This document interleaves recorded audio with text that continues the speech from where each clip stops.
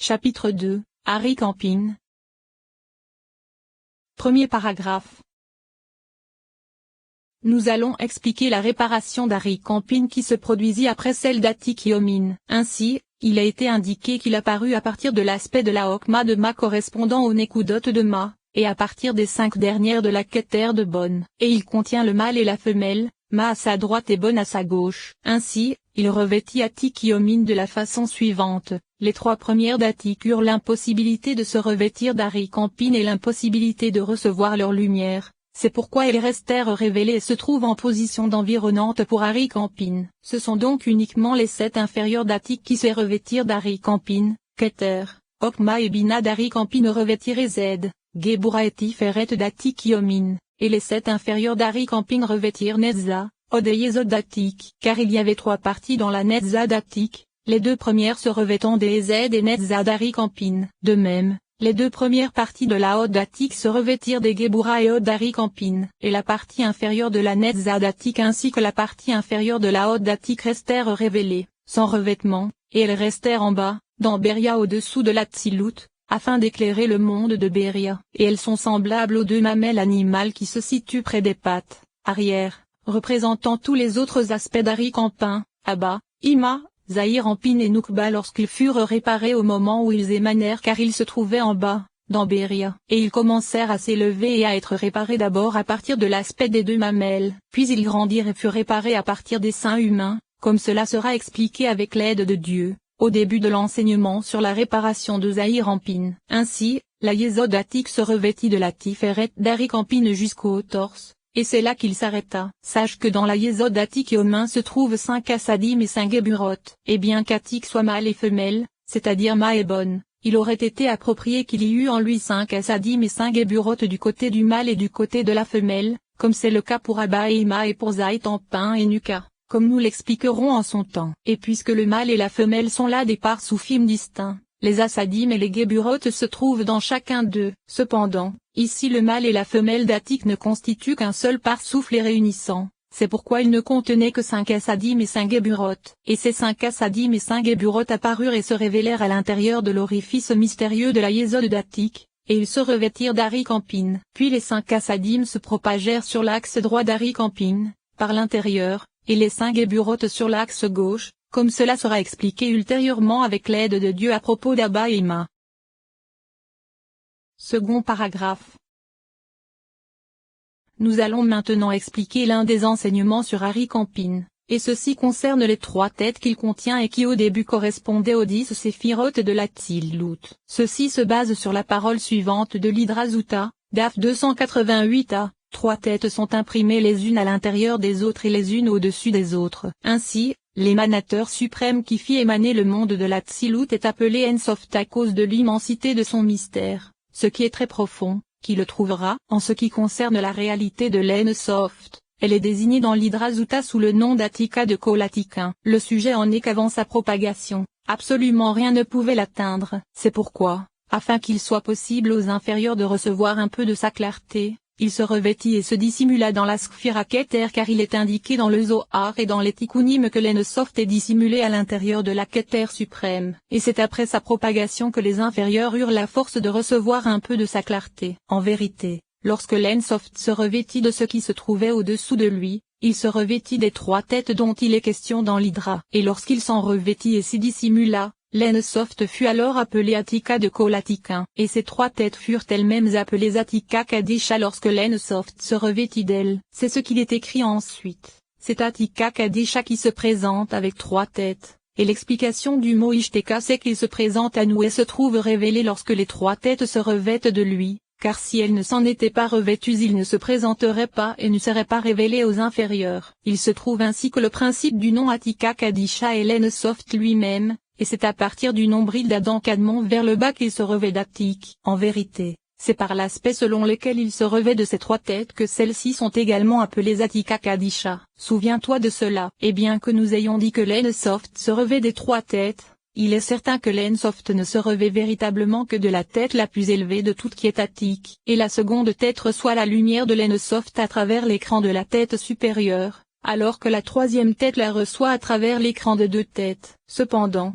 puisqu'elles ont toutes l'aspect de tête, On dit de la lumière de l'Ensoft qu'elle se revêt de toutes car les trois reçoivent davantage la lumière de l'Ensoft vis-à-vis des autres manations. Nous allons maintenant expliquer ces trois têtes. Nous savons donc que l'organisation des séphirotes qui émanèrent est la suivante: Keter, Okma, Bina, Ezed, Gebura, Tiferet, Nezza, Od et Yesod, ce qui donne un total de 9 séphirotes très mystérieuses. Et au-dessus de ces 9 séphirotes se trouve un autre aspect appelé Reisha Ilad Elohitiada correspondant à la tête supérieure de ces trois têtes, et elle est appelée Atik-Yomin. Commentaire. Ce sujet se trouve dans le premier chapitre de la section sur la Tzilut, Beria, Yetzira et Asya du Mevo Shearim. Ainsi, cet aspect est appelé néant, et il se trouve au-dessus de la Keter se trouvant dans chaque monde. Et c'est l'aspect intermédiaire entre l'émanateur et l'émanation. Il est appelé néant car il est totalement dénué de conception par la pensée. Après lui se trouve Keter qui est appelée Tohu car elle stupéfait la pensée des fils d'un homme, et elle ressemble à la matière dite informe. Ensuite apparut le Bohu correspondant à Okma, Bina, Tiferet et Malkout, en correspondance avec les 4 éléments. Ceci y est longuement décrit. Et les 9 autres séphirotes que nous avons mentionnés qui se trouvent au-dessous sont appelés Arikampin. Il se trouve que parmi les 3 têtes celle que Jui est supérieure et qui est appelée Reisha d'Elohitiada est appelée Atik-Yomin car elle est la femelle d'Atik-Yomin, comme cela a été indiqué. Et elle est appelée Reisha d'Elohitiada en fonction des interrogations qui la concernent. Mais il en existe une autre explication, et c'est que son corps se revêt d'Arikampin. Or nous pouvons le concevoir et le connaître grâce à cet Arikampin. Cependant, sa tête ne se revêtant pas d'Arikampin, elle reste inconnue car même Arikampin lui-même ne la connaît pas. Et les 2 autres têtes se trouvant au-dessous et qui avec elles forment les 3 têtes correspondent au Keter et Okma d'Arikampin comme cela a été indiqué, car sa Keter et sa Okma sont chacune désignées par l'aspect d'une tête. Cependant, à partir de la Bina d'Arikampin et en deçà cela ne correspond plus du tout aux 3 têtes. Or ces 3 têtes sont mentionnées et expliquées dans l'Hydrazuta. 3 têtes sont imprimées les unes à l'intérieur des autres et les unes au-dessus des autres. Puis le texte les explique de bas en haut, en commençant par la plus inférieure qui est la Okma d'Ankampin. Et il est dit, l'une des têtes est la Okma cachée et fermée et sautera. Et au-dessus d'elle se trouve la seconde tête qui est la Keter d'Arikampin à propos de laquelle il est dit, tête supérieure, Atika Kadisha, secret de tous les secrets. Et au-dessus d'elle se trouve la première tête qui est la plus élevée des 3 et qui est appelée Atik-Yomin. Et c'est à son propos qu'il est dit, tête de toutes les têtes, la tête qui n'est pas une tête car personne ne sait et ne peut savoir, ce qui se trouve dans cette tête. Il se trouve qu'il existe 10 séphirotes infiniment mystérieuses, et l'Ensoft se revêt d'elle, et il s'agit d'Atik et de la Reisha d'Elohitiada, au-dessous de laquelle se trouvent 9 séphirotes allant de Keter à Yesod qui sont appelés Arikampin. Au total cela donne 10 séphirotes qui sont la racine, la source et la vitalité de la totalité de la Tzilut. En vérité, ces 9 séphirotes que nous venons de mentionner et qui se trouvent au-dessous de la Reisha d'Elohitiada sont les 9 palais dont il est question dans la Parasha Naso, Daf 65,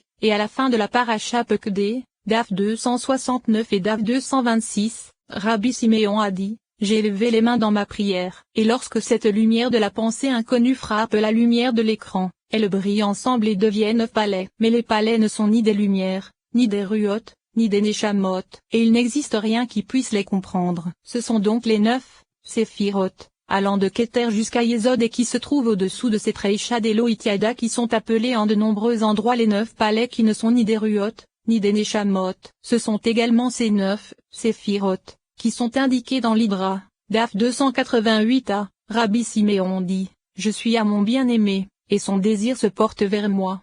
Atika de Kol Atikin, le secret des secrets, fut fixé et ne fut pas fixé. Lorsqu'il fut fixé il produisit 9 lumières qui brillent à partir de lui, à partir de ses réparations. Et ces lumières se propagèrent dans toutes les directions, comme une lampe de laquelle se propage la lumière dans toutes les directions. Mais j'ai des doutes quant à ce que j'ai entendu de la bouche de mon maître de mémoire béni à propos de la signification de ces paroles. Car au début il est dit fut fixé et ensuite il est dit il produisit 9 lumière qui brille à partir de lui. C'est-à-dire qu'après Kek fut fixé grâce à son revêtement dans Arikampin, il produisit 9 lumières qui brillent à partir de lui. Car c'est au centre d'Atik qu'il produisit les lumières correspondant à la Séphira Keter de l'Atsilut appelée Ankampin, elle-même se divisant uniquement en 9 lumières. Ainsi, ces 9 séphirotes d'Arikampin sont les 9 palais qui ne sont pas des ruotes comme cela est indiqué à l'endroit que nous avons mentionné. Un jour, j'ai entendu de mon maître de mémoire béni que ces 9 séphirotes se divisèrent en 3 groupes, car les 3 premières que sont Keter,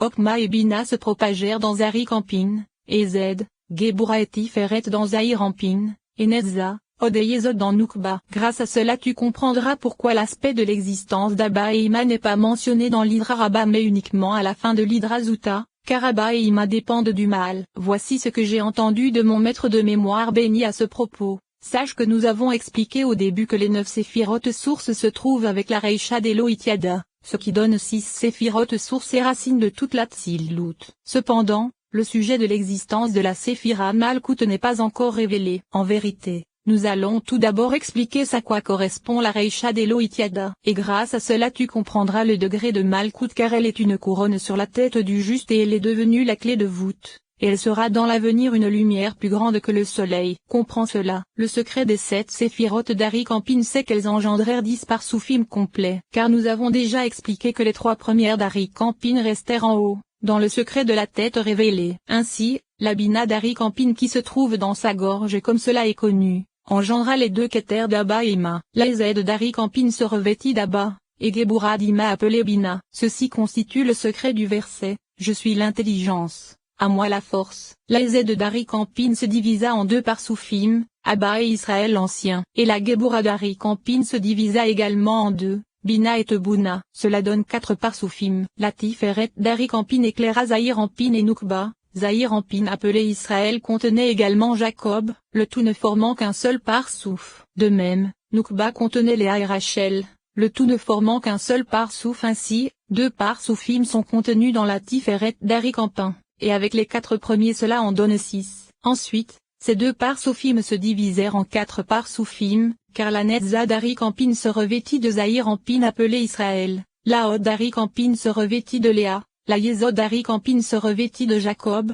et la Malkout d'Ari-Campin se revêtit de Rachel. Ce sont donc 4 parsoufim, et avec les 6 premiers cela donne 10 parsoufim à partir des 7 séphirotes d'Ari-Campin. Ainsi, la Malkout d'Ari-Campin ne fut pas mentionnée comme cela nous a été expliqué dans l'introduction de l'explication de l'Hydra Zuta, car dans Ari-Campin ne se trouvait que 9 séphirotes de Keter jusqu'à Yesod. En effet, la Reisha d'Elohitiada correspond à l'aspect d'Atik, et Ari-Campin resta sous l'aspect de 9 séphirotes uniquement. Cependant, à partir de la lumière de la propagation des Netza, Od et Yesod Atik Yomino qui se revêtirent d'Ancampin, apparut l'aspect de Malkout d'Ancampin. Et ces 10 séphirotes furent alors complétés. Grâce à cela tu comprendras comment l'aspect de Malkout est toujours plus grand que le mal qui se trouve au-dessus d'elle. C'est pourquoi elle est appelée couronne de son époux. Atik Yomin dont il est question dans le Zohar correspond à l'aspect de la femelle d'Atik qui apparut à partir de Bon, et non à l'aspect du mal qui apparut à partir de Ma. Car Ari-Campin purifia du nom Bon uniquement les 5 inférieurs de Keter, et elles devinrent la femelle d'Ari-Campin. En vérité, Ari-Campin mal apparut à partir de la totalité de la Okma de Ma. En réalité, ils sont disposés ainsi car le mâle et la femelle ne forment tous les deux qu'un seul parsouf, comme dans le cas d'Atik. Cependant, le mâle prit la totalité du côté droit, et il possède seulement son avant et son arrière. Et la femelle prit du côté gauche, et elle possède seulement son avant et son arrière. Cela se distingue nettement de ce qui se passe dans Atik, car dans ce cas les 2 côtés sont réunis, mâle et femelle dos à dos, comme cela a été indiqué. Et le mâle se distingue de la femelle car tout l'avant et l'arrière du mâle se trouvent à droite, alors que l'avant et l'arrière de la femelle se trouvent à gauche. En vérité, ils sont réunis dans un seul parisuf et dans un seul corps. Mais dans le cas d'Ari-Campin, une séparation supplémentaire existe entre le mâle et la femelle, car les cerveaux d'Ari-Campin apparurent grâce au Netza, Od et Yesod d'Atik, et alors la Yesod d'Atik contenait l'aspect de la Da'at d'Ari-Campin correspondant aux Assadim de Ma et aux Geburot de Bon allant du torse d'Ari-Campin jusque-là. Les Assadim de Ma, de la Da'at d'Ari-Campin, sortirent de l'intérieur de la Yesod d'Atik et se propagèrent sur l'axe de droite d'Ari-Campin, car il s'agit du mal comme cela a été indiqué. Et les Geburot sortirent également et se propagèrent sur l'axe de gauche d'Ari-Campin, car il s'agit de la femelle comme cela a été indiqué. Il se trouve que puisque la Yesod d'Ari-Campin, c'est-à-dire d'Atik est l'axe central, il est nécessaire que ce soit là que se rassemblent les lumières masculines et féminines que sont les Assadim de Ma et les Geburot de Bon. En vérité, puisque Ma et Bon possèdent chacun des Assadim et des Geburot, et puisque Ma et Bon d'Atik qui sont eux-mêmes mâles et femelles sont réunis dans un seul parsouf, ainsi les Assadim et les Geburot de Ma sont uniquement désignés comme les 5 Assadim. et celle de Bonne comme les Saint-Geburoth. En vérité, dans le cas des deux axes droit et gauche d'Harry Campin,